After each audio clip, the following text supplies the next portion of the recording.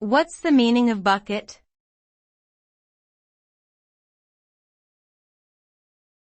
Bucket.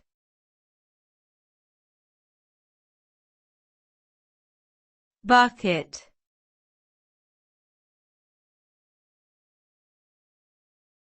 Bucket.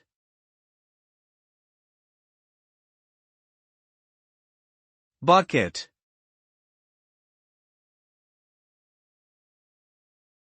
The word bucket can refer to a variety of containers used to hold and transport materials, such as water or tools.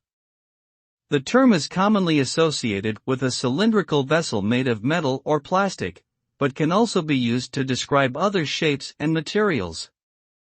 In a figurative sense, the word can also be used to describe a large quantity or amount of something, often used in phrases like a bucket load of work.